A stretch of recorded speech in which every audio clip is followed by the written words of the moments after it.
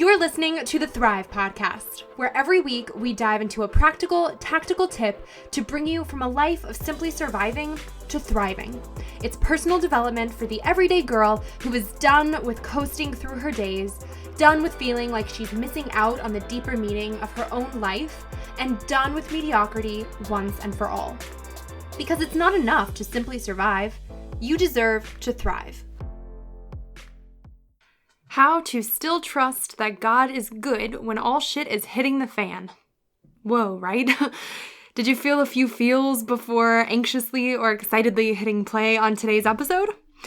I'm going to jump right into today's episode, giving the disclaimer that it might be long and it might be rough around the edges and it might be emotional at times, because much of this story talks about one of the hardest times of my own life thus far, and I really want to get it right for you.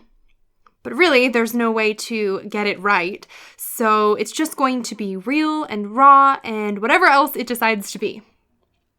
Some folks might already know the story, since I was pretty open about everything as it was happening this time last year, but I thought it worth resharing since a lot of the poignance of the lessons learned didn't come from me until long after we saw the light at the end of the tunnel. Many didn't come until we were out of the tunnel and onto another country, so to speak. This week marked the anniversary of a not-so-happy day in our lives and in our daughter Olivia's short life so far. I might share Liv's birth story in another podcast entirely because I swear it could be a book, but for today's intents and purposes, we are pressing fast forward through the first month of Olivia's life to November 16th, 2018. By then, Olivia was about to turn 1 month old, although she was born nearly 2 months premature, so she was still on preemie time then. Up to that point, Olivia was patient number 4 in the level 3 NICU in the hospital 5 minutes from our small suburban townhouse. NICUs have levels based on their medical capabilities and advancements, and 4 is the best of the best. Also, up to that point, Olivia had been in a continuously unstable, stable condition. It was like we were accustomed to the instability, as sick as that sounds.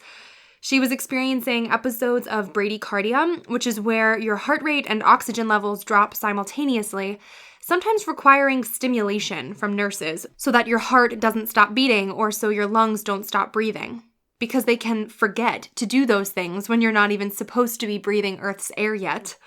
On November 16th, 2018, Olivia was transferred by ambulance from the level 3 NICU in the hospital she was born at to a level 4 NICU at one of the biggest, greatest children's hospitals on the planet. She was in an incubator, hooked to so many tubes you couldn't even see her little face. The doctor said she had somehow gotten this mysterious infection while in the NICU that's typically only seen in adults from handling raw poultry. Weird, right? Beyond that, her heart rate and oxygen levels kept dropping, so it reached emergency status and they had to immediately switch hospitals. I'll never forget the look on the neonatologist's face as the alarms went off in Liv's space as she told me we needed to transfer because they couldn't handle her there anymore. We had no answers. They didn't know what was wrong. They didn't know how to fix it. We didn't know if she'd make it. I sat in the NICU that day pumping milk and crying in the chaos while we waited for the next NICU's transport team to arrive. I was trying to be strong, but I spent most of my days crying and yelling at God. I didn't understand what point he was trying to prove or why he was letting this all happen to an innocent baby who wasn't even at full term yet. It was the longest, hardest, saddest 73 days of my life, and Jamie's too. For some perspective, in a normal childbirth, you go home with your baby after a mere 2 days in the hospital. 2 days. Then you're home, soaking up newborn snuggles and baby bliss, with late-night nursing and 3 a.m. diaper changes and photos marking each monthly milestone like a first giggle and a first bath. We lost all of that. Olivia was born on October 17th, nearly 2 months from her due date, and the doctors think her due date was too early too, putting her closer at being truly 2 months premature. She spent Halloween, Thanksgiving, and Christmas Day in the hospital. We spent Halloween, Thanksgiving, and Christmas Day with her in the hospital. We were yelled at on Thanksgiving because there were too many of us in the room with her. We had to rotate in and out of her room, myself, Jamie, and my mom and dad, taking turns sitting alone in the outside waiting room because we were a, quote, danger, end quote, to other babies. It was supposed to be the happiest time of our lives, and it was weird because it was one of the saddest. My gut reaction in retelling this now is honestly to negate the horribleness of it all and downplay true feelings because, hey, we have a baby. We have a beautiful, happy, healthy baby, heck, toddler now, and some people aren't that lucky. But that's not how pain works, and that's not how stories go. We all have something that probably feels horrible, and it might be a cakewalk to the next girl. We all have something that scares us, like a snake in a sidewalk crack that might be a puppy to the next girl. But it's not about comparing ourselves to the next girl. It's about acknowledging the hard things in front of us and the shitstorms that encircle us and the goodness of God around us, because while those hard things are happening and while those shitstorms are circling, God is still good. Here we are. We're still standing. Heck, we're thriving. Olivia Grace is thriving. While we were in the NICU, we were struggling. I mean, really struggling. I'm not kidding when I said it was the longest, hardest, saddest time in mine and Jamie's life combined. It was long because every day unexpectedly in a hospital feels like an eternity, let alone 73 of them. It was hard because I'm someone who likes order and answers and cause and effect, and in the NICU there's not much of that. It was sad because I'm also someone who likes to be able to justify things. I was never someone who thought that I did or did not deserve something that God put in my path. I know that life and God are just not like that. But I still liked to be able to attempt to draw the lines, to connect the dots between different moments or events or prayers in an attempt to try and understand how God works. Of course, this too is impossible. But maybe in the past it seemed to work. Even in really freaking hard times, I could try to shift my perspective and see the glass half full instead of half empty. I could see that in the midst of a horrible breakup, maybe God was trying to teach me what I wanted or needed in a life partner, or in a rejection from a job, maybe that was a redirection on a different life path. But the NICU was different. Day 30, transfer day, I was distraught. That was just terrifying. But when I came to my blog and social media families and humbly asked for prayer for our baby girl, the crowd came through and stormed the heavens and my DMs like I had never seen before. It was so incredibly powerful and so moving, and I had the thought that maybe, just maybe, the reason that Olivia Grace was going through this was that heaven needed a bit more prayer right about then. There were people messaging saying, hey, you know what? I never do this praying thing, but I'm gonna lift one up for your girl. Oh, and that was the coolest thing ever. And I thought, you know what? If it means that Olivia is a catalyst and our story is a catalyst for some positive change in people's hearts, I can withstand this. I can withstand the pain and the heartache I'm feeling because I can see some good coming from it. And if I have to feel pain for others to feel or to be good, I can take one for the team. But time went on, and the days felt longer and darker as our hospital commute went from being 5 minutes to an hour and a half, sometimes more with traffic. We went to work during the day, came home, then went. Got back home anywhere between 10 p.m. and midnight, with just enough time to watch a quick 20-minute episode of Schitt's Creek for a smile before bed. We went from being sad to being depressed. On top of that, I had postpartum, so it was, all in all, a not fun time. Really, we felt robbed. We felt really robbed of time that should have been spent snuggled up on the couch at home. In time, I was really just losing hope. Every week, heck, every day, was spent looking for a miracle, looking for an answer. Whether the question was, what was this or that test result, or when will our baby get to come home, there were questions. And sometimes there were answers, but sometimes those answers were wrong. Thankfully, the answers that were right was that no, there was nothing wrong on the brain MRI, and no, there was nothing found in the random genetic testing done. But when will our baby come home was answered incorrectly many, many times. First, 2 weeks, they said. 2 weeks came and went, and then in being transferred to another NICU, we knew that hope was long gone. NICU number 2 called me every day with an update at shift change so that I had an update from overnight before we came in that same evening. One day, a resident called me and said, "Good news! Olivia can come back home today." Not home, but back to our home hospital, the level 3 NICU where she was born, a mere 5 minutes from our house. This is it, we thought. I got another phone call a mere 27 minutes later saying, actually, no, we can't transfer back. She has an NG feeding tube, a tube through her nose directly into her stomach to eat, and that NICU won't discharge a baby home with a feeding tube. This NICU would.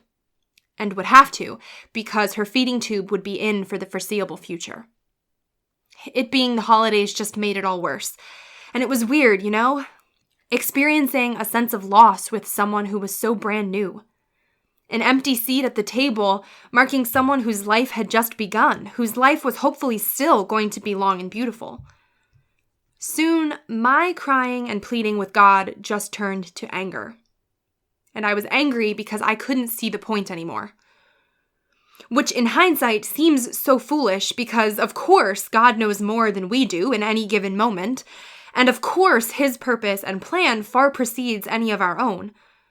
But I was still angry because I could see the point when the prayers were being lifted and the healing was happening, but in the state of waiting, the state where it felt like nothing was happening, that dry spell just sucked.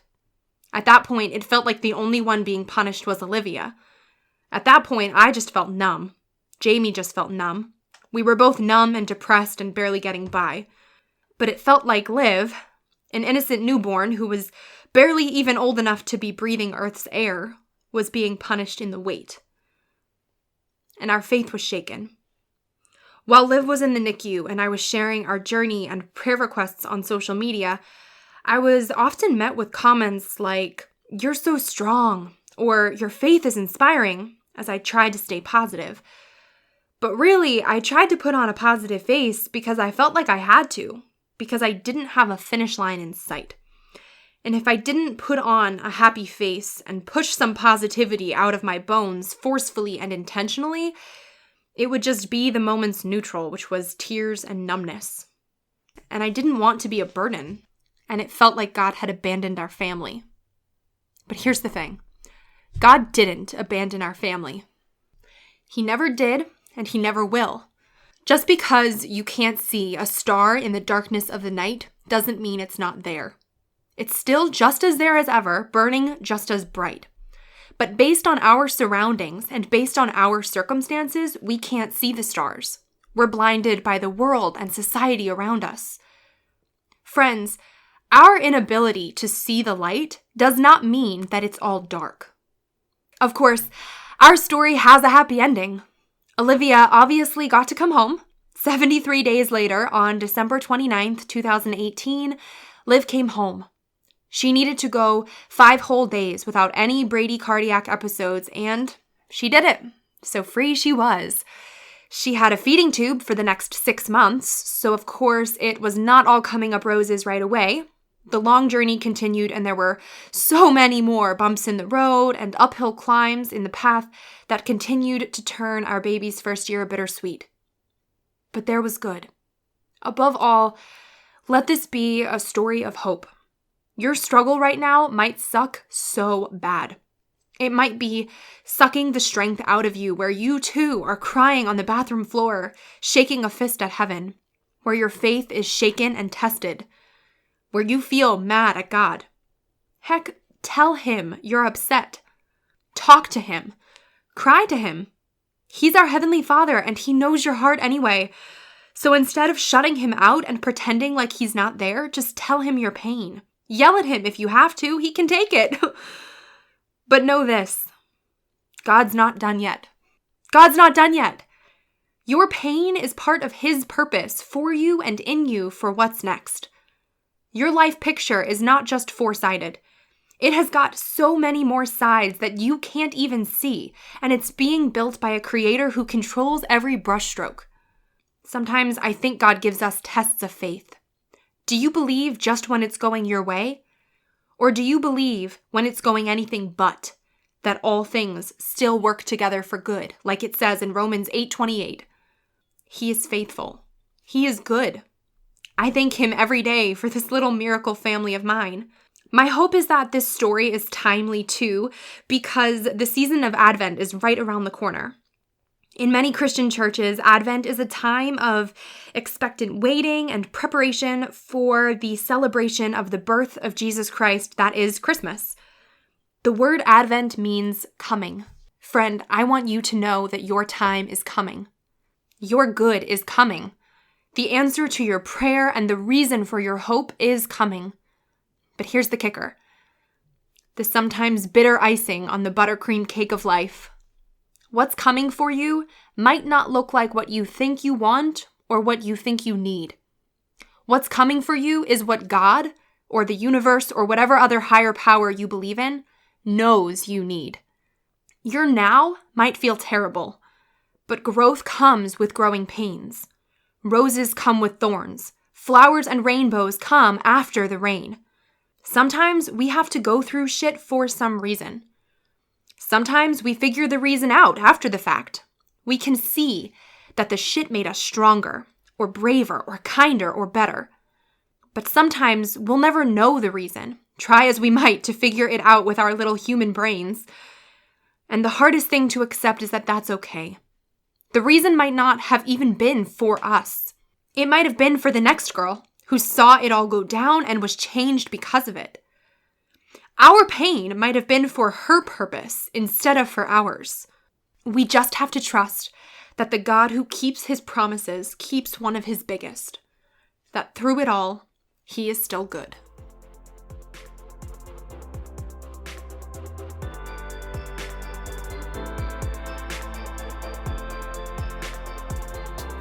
Wait, before you go, if you like what you just listened to, drop us 5 stars on iTunes.